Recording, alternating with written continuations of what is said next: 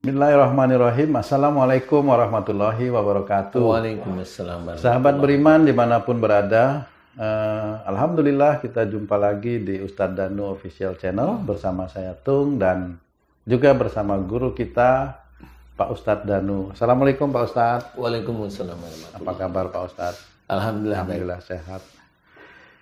Baiklah, saudara beriman dimanapun berada, kali ini saya akan berbincang-bincang dengan Pak Ustadz Danu mengenai yang tidak terlalu berat-berat gitu Pak Ustadz ya. Pak Ustadz, masuk surga itu ternyata kok susah kalau saya pikir-pikir tuh Pak Ustadz ya. Karena kan katanya orang yang mulia di sisi Allah itu orang yang paling takwa Pak Ustadz. Itu gimana sih sebenarnya Pak Ustadz masuk surga dengan paling takwa itu? Iya. Jadi ketakwaan itu adalah menjalankan perintah Allah. Makanya dalam Quran itu banyak sekali ayat-ayat menceritakan atiullah wa rasul. Banyak sekali ayat-ayat seperti itu. Taatlah pada Allah dan Rasul. Taat pada Allah itu menjalankan apa isi Quran, dijalankan sehingga Rasulullah itu diibaratkan seperti Al-Quran yang berjalan itu apa? Karena akhlak-akhlaknya itu ya memang mendasarkan apa yang ada dalam Quran. Ya kelemah lembutannya jelas disuruh oleh Allah Ta'ala untuk senantiasa lemah lembut. Kemudian memaafkan jelas Allah menyuruh memaafkan, mendoakan orang lain. Rasul disakitin oleh orang-orang kafir pada saat tersebut. Itu didoakan agar mendapatkan hidayah. Nah itulah sifat-sifat, sebagian dari sifat Rasul yang memang harus kita contoh. Nah kadang-kadang kita manusia sendiri itu merasa bahwa kalau dirinya itu udah sholat, udah kelihatannya nyunah, itu terus kadang-kadang sifat-sifat belakangannya itu sama pinggir-pinggirnya ini yang dia tidak pernah sadar. Ya. Sifat-sifat belakangnya apa? Ujub, riya, bahkan sombong. Nah, jadi udah merasa dia itu ibadahnya paling bagus sehingga saudaranya dia yang seiman pun kadang-kadang nggak direken, nggak digubris istilahnya. Itu tidak boleh juga. Kemudian merasa dia ibadahnya paling tinggi. Banyak hal yang itu menjembatani bahwa nanti akhirnya dia malah tidak bisa masuk surga karena kesombongannya. Seperti itu memulainya dari mana? Permisi Pak Ustadz, memulainya itu harusnya dari mana? Dari siapa itu? Yang memulainya ya dari kita itu ngerti tentang agama ya harus belajar, semuanya harus belajar. Makanya diceritakan inna akramakum indallahi atqakum, itu jelas sekali bahwa orang yang mulia di hadapan Allah Ta'ala itu adalah orang yang paling takwa. Nah, takwa itu menjalankan semua perintah Allah. Seseorang yang sholat tapi emosional ya nanti mengurangi sholatnya itu mengurangi. Marahnya ini mengurangi sholat. Nah kalau kita mau hitung-hitungan, umpamanya dia sholatnya hanya 5 menit. Sehari itu akhirnya 5 kali cuma 25 menit. Lah dia marahnya itu 1 jam, 2 jam, 3 jam nggak selesai. Itu kalau dihitung-hitung biasa tekor. Itu baru marahnya. Belum dari marah itu suuzon, terus menerus. Belum kemudian macam-macam akhirnya itu fitnah keluar dan sebagainya. Nah akhirnya kan dosa nggak selesai. Makanya taat pada Allah Ta'ala itu adalah menjalankan isi Quran.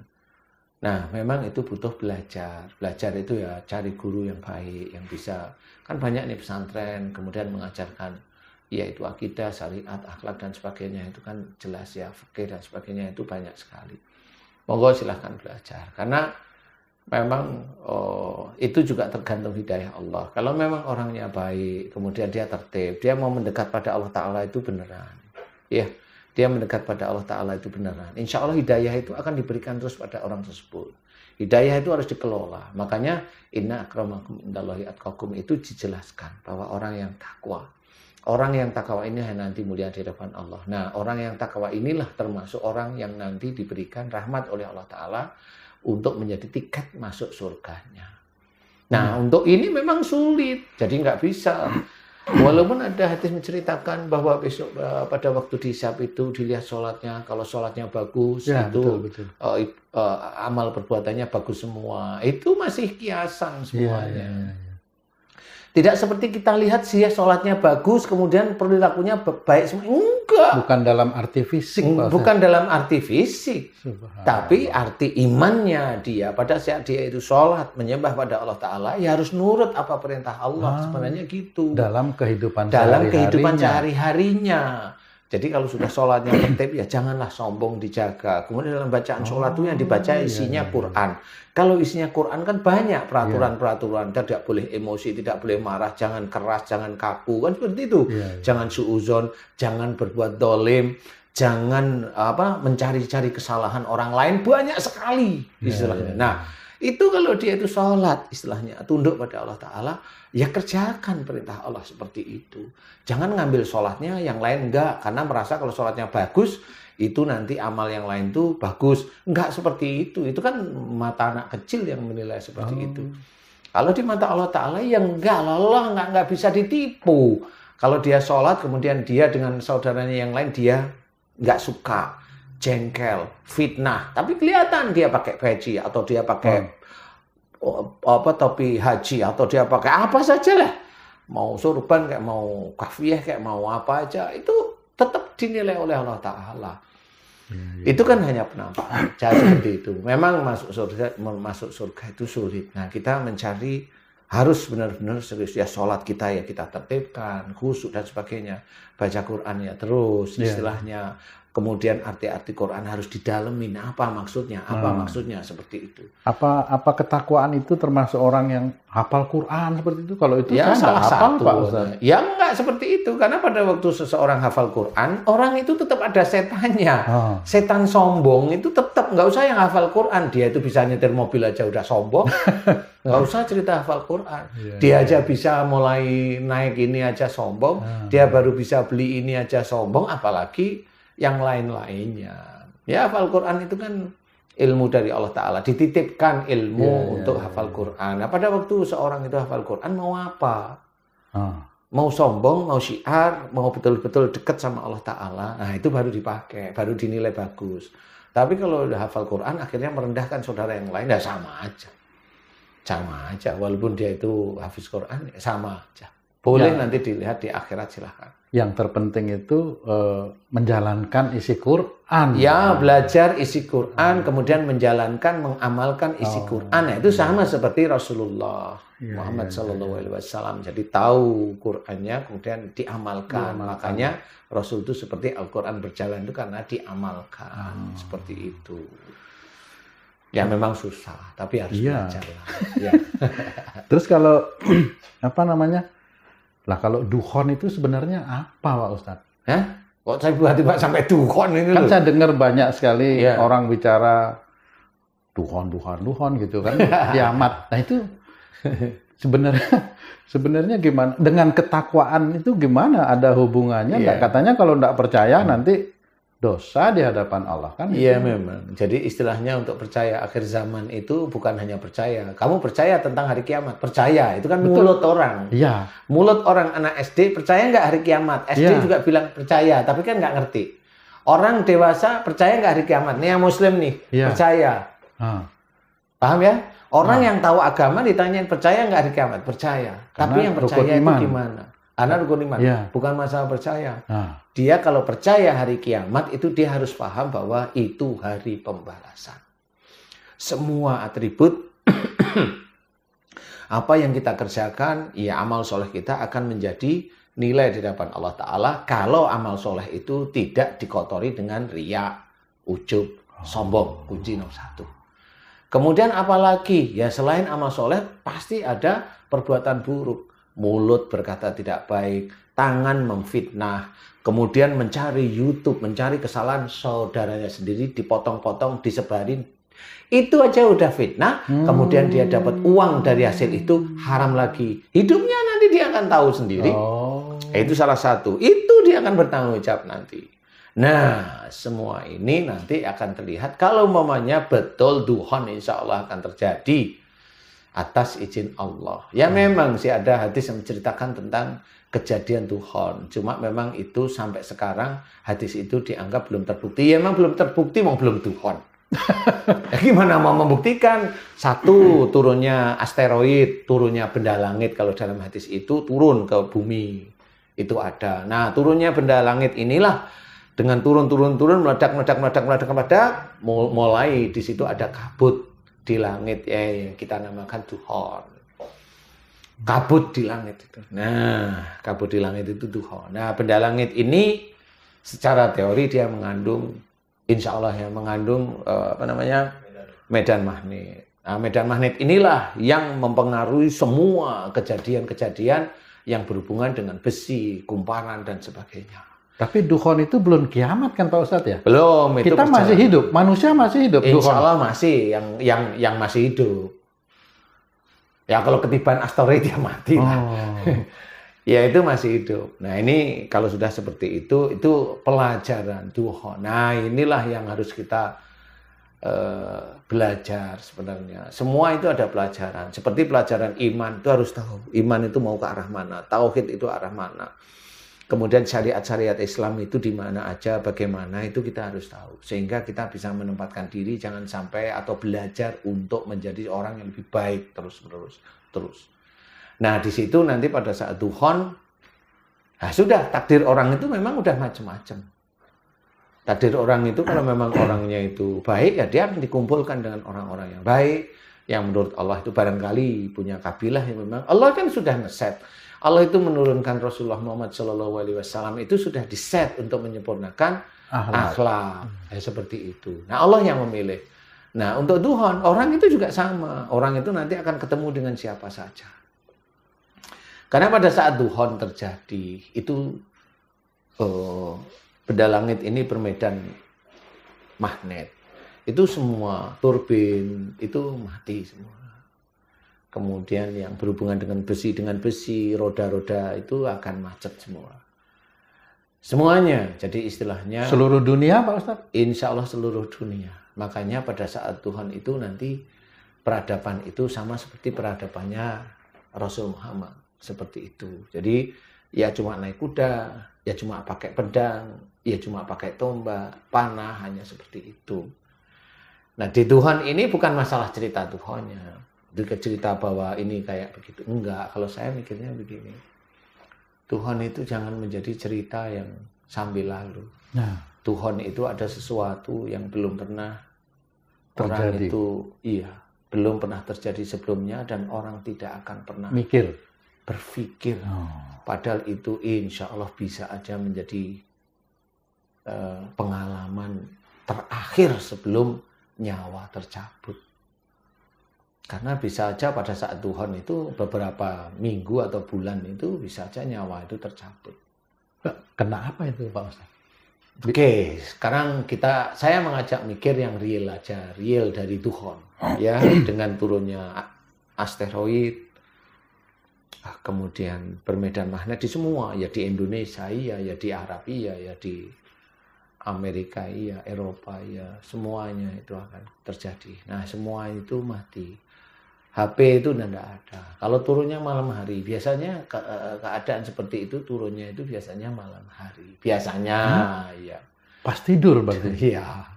Nah, kalau pas tidur, umpamanya kita di Jakarta nih, atau di kota besar. Tiba-tiba kita bangun karena AC mati. Iya. AC mati, bangun, AC mati. Nah, biasanya kalau orang itu kan hidupnya itu di HP. Ambil HP, lihat. Dia mencoba lihat teman-temannya, coba WA ke teman, ke grup. Gimana kabarnya? Wah, tempatku mati ini. Biasanya pengumuman itu. Tempatnya di mana? Tapi di situ nggak ada centang satu, nggak ada. Hanya cuma lock. Gambar jam, clock.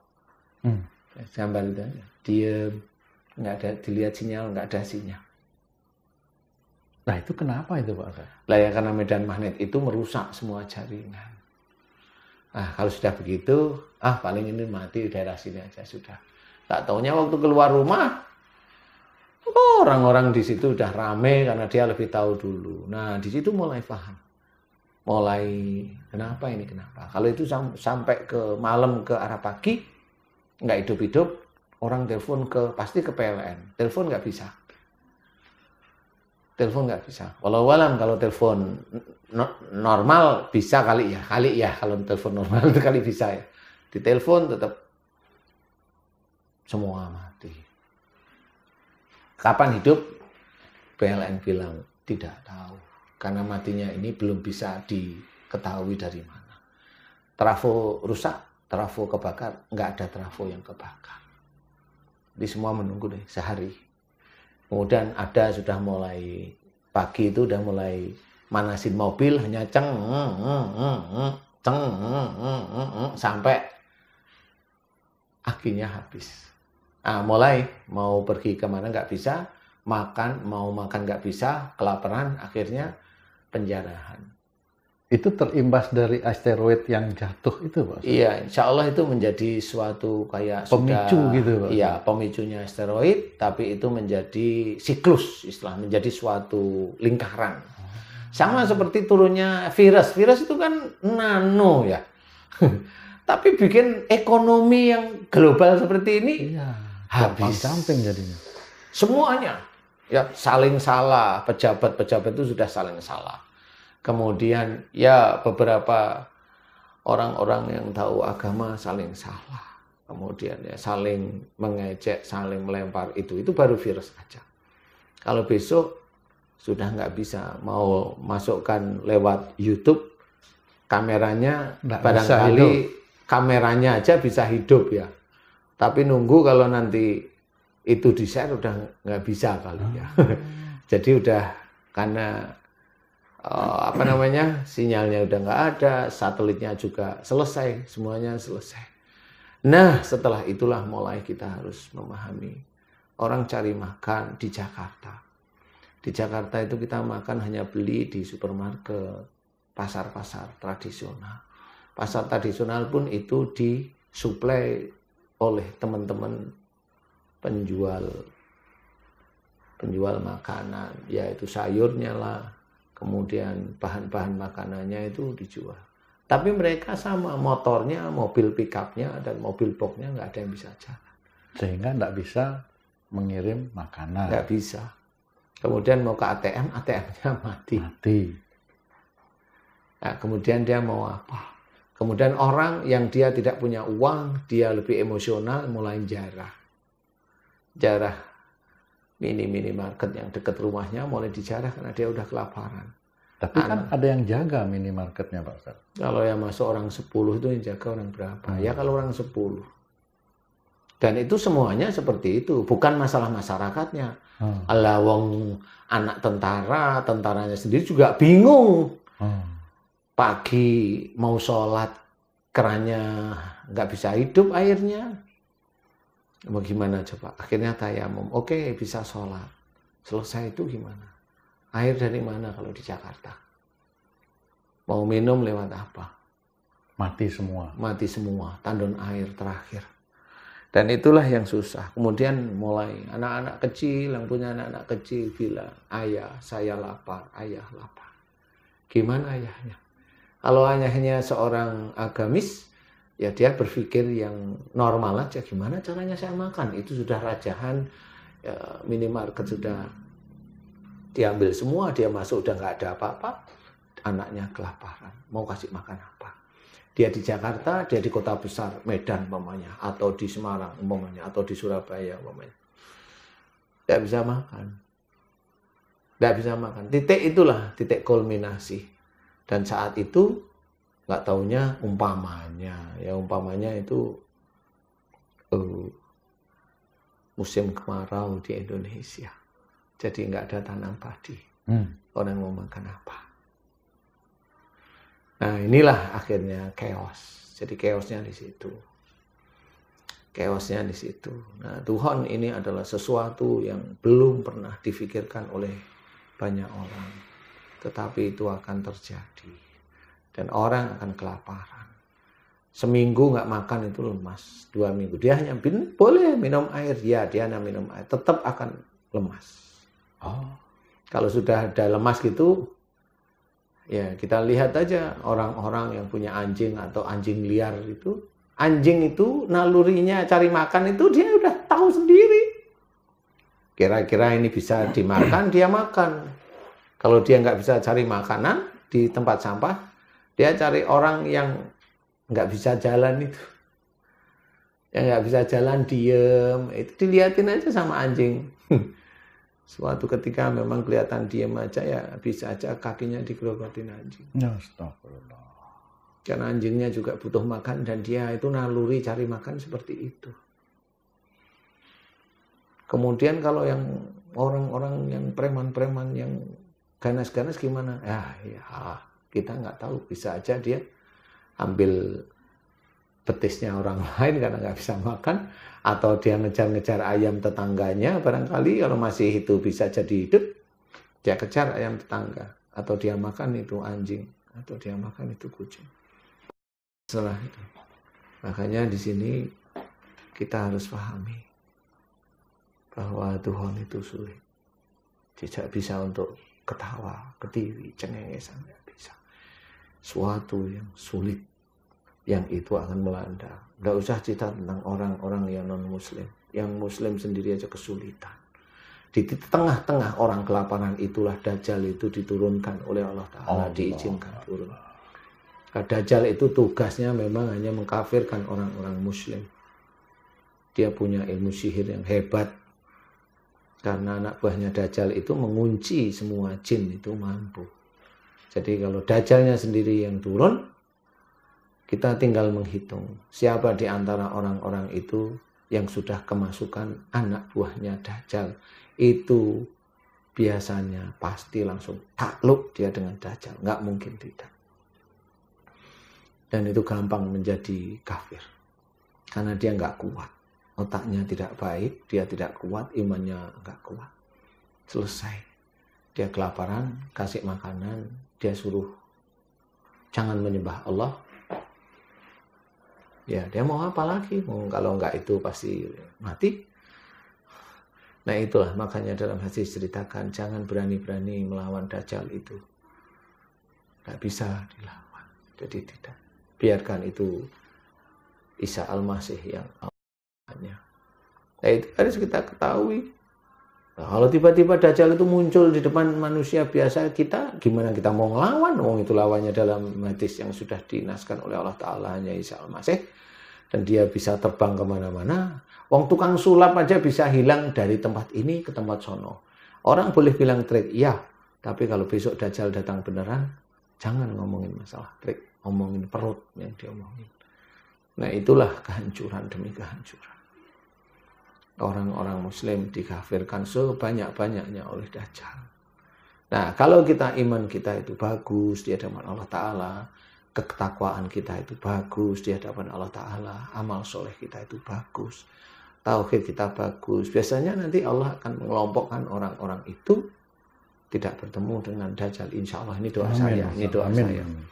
Karena memang itu akan menjadi kesulitan.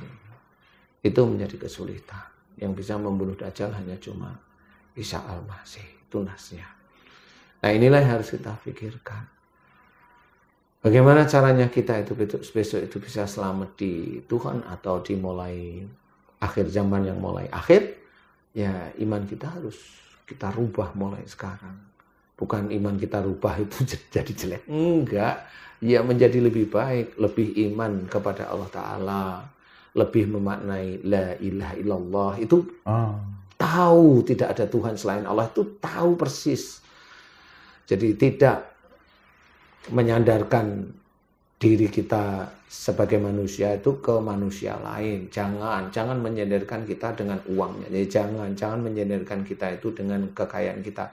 Loh, bagaimana dengan kita menyandarkan dengan orang lain? Ya, kita menyandarkan dengan orang lain itu, kita itu yakini kalau saya itu dengan pejabat itu, atasan saya itu, dia yang bisa mengangkat karir saya. Nah, itu sudah sama menuhankan atasannya. Nah, itu harus dimaknai. La ilaha illallah itu harus dimaknai. Tidak ada Tuhan selain Allah. Nah, orang-orang seperti itu yang muslim banyak. Orang-orang seperti itu yang muslim itu banyak yang dia itu menuhankan atasan-atasannya itu banyak. Kira-kira nanti kalau masuk duhon mereka itu bagaimana itu Pak? Yang kayak gitu itu? Nggak usah dipikirin. Oh iya. Ikut pusing nanti kita mikirin. Nggak usah dipikirin. Kita mikir aja sendiri pusing yang seperti ini. Iya. harus memikirkan gimana caranya besok itu sebelum Tuhan itu datang itu kita bisa makan. Allahu Akbar. Bahan makanan. Padahal pada waktu Tuhan itu jelas itu terselimuti kabut, debu. Itu tuh panasnya melebihi panas normal, bisa 2 atau 3 kali. Sehingga air itu dihilangkan oleh normal di Indonesia atau di Arab Pak Ustadz? Ya semuanya. Kalau di Arab kan sampai 45 derajat ya panasnya. Sudah nggak apa-apa. Di Indonesia? Ya begitulah. Kering? Ya bisa 2 atau 3 kalinya. Loh. Karena itu kan matahari masuk ke bumi, kemudian dia memantul gelombang sinarnya itu memantul ke atas, kena debu, balik lagi ke bumi. Jadi bisa 2-3 kali panasnya. Nah itu akan mengeringkan sebagian air, mematikan sebagian tanaman. Jadi bisa aja padi itu malah nggak tumbuh. Nah terus kita makan apa nanti? Ya nggak tahu, saya juga lagi mikir itu. Tuh. Coba kita cari solusi Pak Ustadz. Gimana itu? Loh itu kalau dipikir-pikir, apa kita bisa bertahan ya? Bagaimana caranya bertahan itu Pak? Jadi bertahan itu kan keimanan, tauhid, ketakwaan kita pada Allah Ta'ala itu akan menjadi bertahan. Bertahan itu akhirnya kita akan lebih dekat pada Allah sehingga akan Allah memberikan gambaran-gambaran yang lebih baik untuk di saat Tuhan. Makanya di dalam hadis ceritakan pada sebelum Tuhan itu diceritakan kalau disuruh mengumpulkan bahan makanan, bahan pokok makanan itu sekitar 1 tahun kurang lebihnya. Itu kan harus difahami bahwa itu salah satu gambaran bahwa bisa saja dalam waktu 1 tahun itu memang panas di bumi itu lebih kuat sehingga nggak bisa nanam apa-apa kecuali hanya makan. Seperti itu. Nah, gimana caranya cari solusi? Ya, solusi belum bisa saya ceritakan lah di sini. Tapi paling tidak gambarannya bagaimana dengan Tuhan. Karena pada saat anaknya lapar, minta makan, ayahnya mau kemana? Ibunya mau bagaimana? Lah itu. Ya dia kan keluar takut nanti ya tahu Pak Ustadz? Ya pastilah. Chaos berarti. Pasti chaos. Tapi permisi Pak Ustadz, kalau tanda-tanda untuk mengarah ke situ sudah terlihat atau kok saya jadi ngeri? Sudah terlihat, sebenarnya sudah terlihat. Berarti kan dalam waktu yang tidak lama lagi kalau kira-kira waktu itu ya tetap Allah yang Allahu a'lam. Kita nggak tahu, cuma tanda-tanda ini sudah sangat terlihat.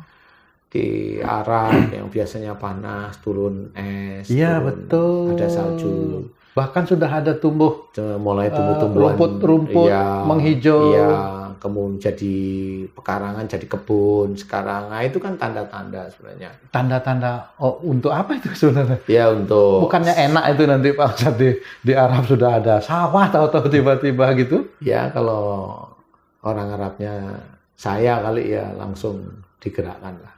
Tapi orang Arab itu kan nggak tahu juga apa yang dia inginkan, nggak ngerti juga. Karena nggak pernah bercocok tanam, kira-kira gitu ya Pak Ustadz? Ya saya nggak tahu lah. Ya saya nggak tahu kalau itu. Ya itu tinggal orang yang diberi hidayah oleh Allah Ta'ala aja. Sebenarnya kan dia harus bercocok tanam, tapi tetap. Karena nggak pernah kan Pak Ustadz, nggak punya pengalaman. Ya tetap harus belajar. Kalau memang itu diyakini, hari kiamat itu diyakini kan sebelum kiamat itu kan tetap harus diyakini juga. Kemudian disikapi, harus bersikap bagaimana. Ya. Seperti itu. Sikap itu yang penting Pak Ustadz ya? Ya, harus paham. Karena petunjuk itu kan ada di sekitar kita. Betul. Itulah menjadi chaos.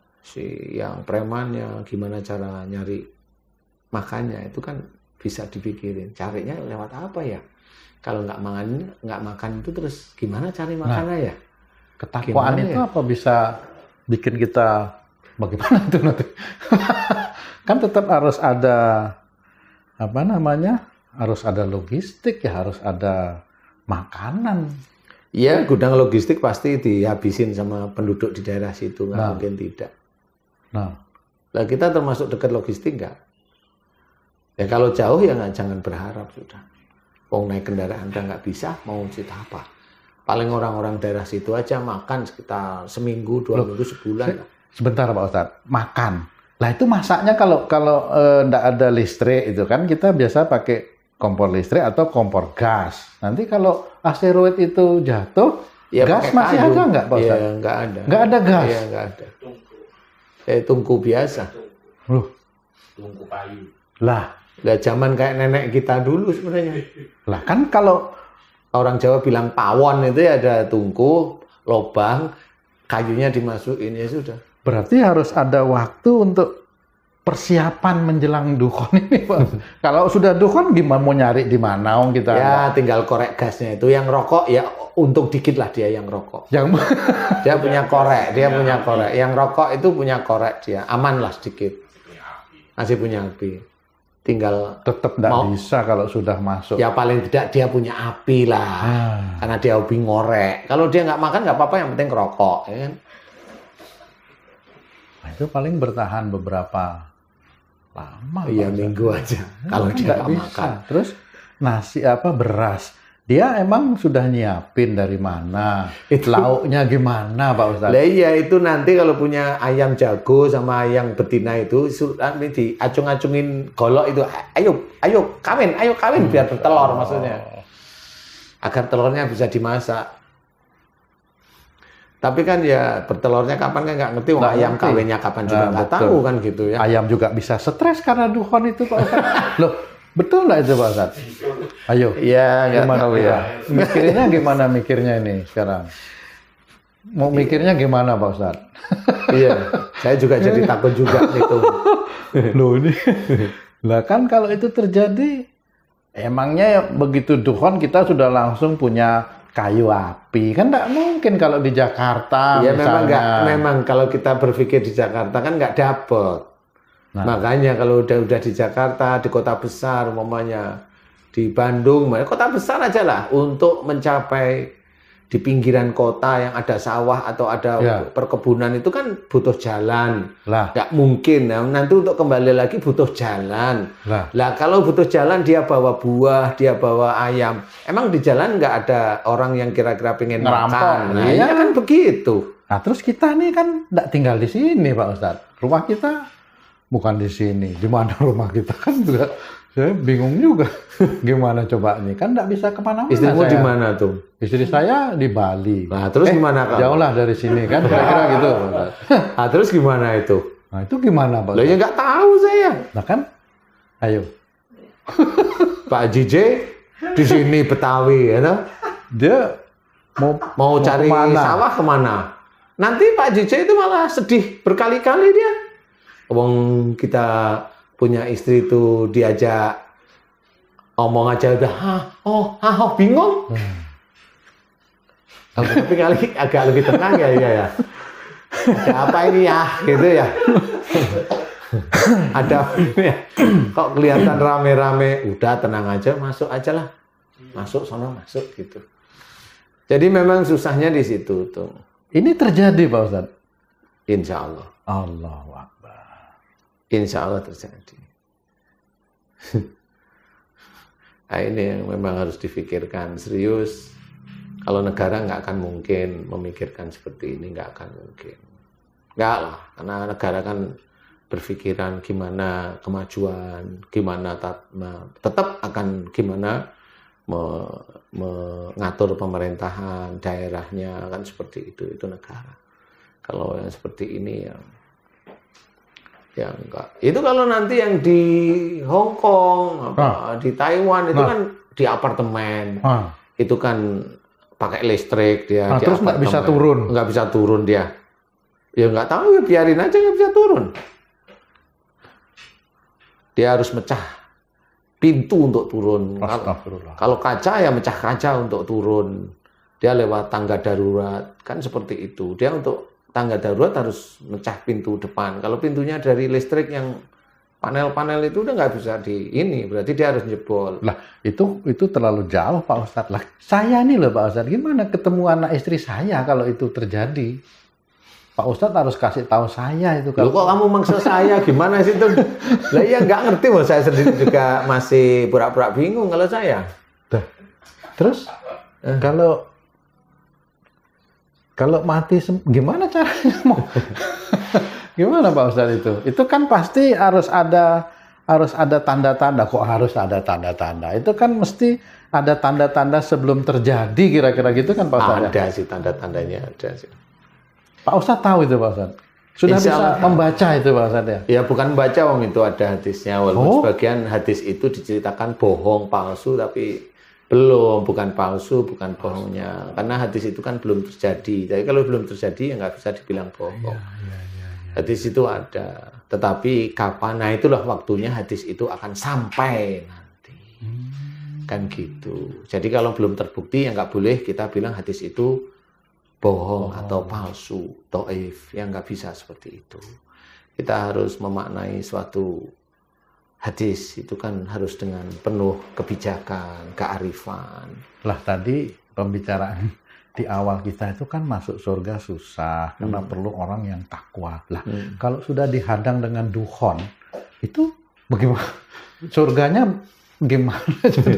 Lah, ujiannya jadi ya ujiannya kan nanti sendiri-sendiri. Orang yang merasa benar, orang merasa hebat, itu nanti ujiannya sendiri-sendiri pada waktu dukhon. Saya mah nggak tahu ya gimana. Tapi saya kalau sendiri nggak sanggup Pak Ustaz. Mikir aja nggak bisa. Lah iyalah, kamu nggak mungkin sendiri lah tuh. Kamu sendiri kan butuh istri juga. Jadi nggak mungkin sendiri. Butuh HTM. Makanya kerja yang keras lah ya. Biar dapat bonus. Ya intinya harus tahu bahwa dukhon itu apa yang terjadi pada saat dukhon itu. Nah itu Pak. 1-2 bulan itu harus difahami untuk berpikir. Bagaimana menyiapkan logistik supaya kita tetap hidup. Bagaimana keimanan ini juga tetap harus dipertahankan. Iya, harus dipertahankan. Karena tadi Pak Ustadz bilang ada dajjal yang turun dan mengiming-imingkan sesuatu yang mengenakkan. Padahal kondisi dunia pada saat itu mungkin hancur, kekeringan. Iya, kekeringan, kelaparan, jelas kekeringan, kelaparan, nggak nyaman. Nah, kita tahunya bahwa itu yang turun itu dajjal gimana? Ya nggak tahu lah. Jangan sampai tahu loh. Ngapain kamu tanya yang itu? Saya sendiri juga nggak mau bertemu sama dajjal. Berarti kita abaikan dulu itu mengenai itu Pak. Iya, kita pokoknya jangan sampai ketemu dajjal deh. Amin. Ya. Karena nanti kalau memang udah dukhon, yang orang tuanya di Indonesia, anaknya sekolah di Texas atau di Amerika atau di London, nggak akan ketemu lagi selamanya. Astagfirullahaladzim. Sudah nggak bisa ketemu lagi. Kemudian yang dia bilang, "Ma, aku lembur 3 hari di Jakarta. Aku lembur 3 hari, 5 hari nih di Bandung ya." Atau di Pontianak. Di Pontianak, nggak taunya dia di Singapura. Habis itu nggak pulang. Ada istrinya nyari sampai nangis nggak bisa. Nah, dia yang di Singapura sana bingung. Di sana juga dukhon. Akhirnya juga bingung. Akhirnya bertahan sendiri, entah apa yang mau dipertahankan kan? Nggak bisa, apalagi di negeri orang lain. Apa yang dia mau cari? Nggak bisa. Istilahnya kalau negara-negara besar itu kehancurannya akan lebih gampang. Itu sungguh akan terjadi Pak. Insya Allah. Insya Allah itu akan terjadi. Kapan? Wallahu a'lam ya, tetapi kayaknya dalam waktu dekat. Astagfirullah. Jadi memang kita harus berpikir. Harus berpikir beneran. Kalau nggak mau ya nggak apa-apa sih. Kan orang kan nafsi-nafsi ya, beda-beda. Begitu kira-kira. Oke Pak Ustadz. Kayaknya jangan terlalu dipanjangkan. Kayaknya pembicaraan kita ini memang cukup serius kalau membahas masalah dukhon yang tadi itu ya Pak Ustadz ya. Mungkin kita perlu waktu yang cukup untuk membahas dukhon ini Pak Ustadz. Bagaimana kita menyikapi apa yang harus kita persiapkan itu ya. Kalau memang itu terjadi di waktu yang tidak lama lagi menurut Pak Ustadz sampaikan tadi. Ya, bukan menurut saya hanya melihat kondisi banyaknya bencana. Banyaknya bencana itu tetap Allah nanti akan memberikan rahmat. Cuma rahmatnya itu lewat mana atau lewat siapa kita nggak tahu. Memang kita nggak tahu. Tapi yang jelas itu kalau Allah menurunkan banyak bencana berarti Allah itu menurunkan banyak rahmat. Itu jelas itu. Insya Allah itu berdampingan. Cuma rahmatnya itu di mana atau kemana. Berupa apa? Berupa apa? Saya nggak tahu juga itu. Gitu. Dia nggak tahu. Tapi ya tetap itu harus kita imani. Gitu. Jadi ya makanya gimana caranya? Kita berusaha sebagai seorang hamba Allah ya harus mengimani, kemudian juga mensikapi gimana bersikap, ya udah nanti sambil jalan ngobrol, bisa aja di luar YouTube ngobrol, membentangkan suatu peta, memetakan apa yang harus dikerjakan. Ya Pak Ustadz, kayaknya itu harus kita laksanakan ini, karena ngeri sekali ya. Belum masuk surga aja sudah dihadang oleh itu kan mengetes iman ketakwaan kita pada Allah Ta'ala. Makanya tauhid itu diperlukan, tauhid itu sangat diperlukan, karena kembali pada jalan Allah itu tidak sekedar hanya hafal ilmunya tapi diamalkan. Nah, orang yang mengamalkan itulah yang nanti senantiasa diberi hidayah terus sama Allah Ta'ala.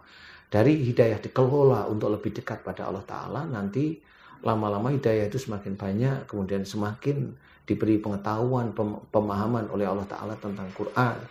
Setelah itu nanti rahmat-rahmat akan diturunkan oleh Allah Ta'ala. Amin. Nah, seperti itu. Memang susah, tetapi kita harus mencoba untuk bersikap. Yang jelas, pertanyaanmu tentang Tuhan memang saya harus tidak boleh. Bukan tidak boleh, saya belum bisa bercerita lebih panjang. Tapi paling tidak saya kasih gambaran sedikit aja. Mudah-mudahan bisa menjadikan saudara-saudara kita dan kita itu lebih waspada apa yang harus kita kerjakan. Bukan Tuhannya yang harus kita kerjakan, tapi adalah kedekatan kita pada Allah Ta'ala itu jelas. Bagaimana makna la ilaha illallah, itu maknanya apa? Buktikan di hadapan Allah Ta'ala sehingga Allah itu percaya bahwa kamu itu hanya menyembah pada Allah, bukan menyembah pada Tuhan yang lain. Nah, kan begitu. Yeah. Tuhan yang lain bisa orang, bisa jabatan, bisa istrinya, bisa suaminya, bisa hartanya, bisa rumahnya, bisa nasabnya dia banggakan. Banyak sekali. Makanya kita harus memahami tidak ada Tuhan yang kita sembah kecuali Allah Subhanahu wa Ta'ala. Dengan menurunkan Quran, mudah-mudahan kita mulai diberi pengetahuan sama Allah. Begitu. Amin. Nah, Tuhan itu hanya gambaran kecil saja. Baik Pak Ustadz, terima kasih atas penjelasannya yang singkat ini. Bukan penjelasan singkat. Ini kita bincang-bincang kita yang singkat ini. Minta maaf sama pendengar, ini memang istilahnya kalau orang Jawa itu gandul. Apa namanya gandul itu? Gonceng. Bukan, gandul itu ikut. Ini memang belum bisa diceritakan gandul. Jelas. Jelas, gamblang. Tapi hanya berapa persen dari pergerakan Tuhan sebelum umat Islam nanti ditidurkan. Allahu Akbar. Dan kiamat datang. Ini sebelum ini baru berapa bulan aja ceritanya. Baiklah sahabat beriman dimanapun berada. Demikian tadi tausiah singkat dari guru kita Pak Ustadz Danu. Marilah kita sama-sama bincang-bincang singkat ya dengan guru kita Pak Ustadz Danu mengenai lillahi ta'ala, dan yang terakhir tadi dukhon. Marilah kita sama-sama berdoa kepada Allah agar senantiasa Allah melimpahkan rahmat serta hidayahnya kepada guru kita Pak Ustadz Danu, semua orang dan juga kepada kita semua. Amin. Kepada diri saya khususnya. Amin. Mudah-mudahan kita dimasukkan oleh Allah ke dalam golongan hamba-hambanya yang soleh. Amin. Amin. Kita berjumpa lagi di acara yang lain. Dan jangan lupa sahabat beriman, subscribe, like and share. Wassalamualaikum warahmatullahi wabarakatuh. Waalaikumsalam warahmatullahi wabarakatuh. Alhamdulillah.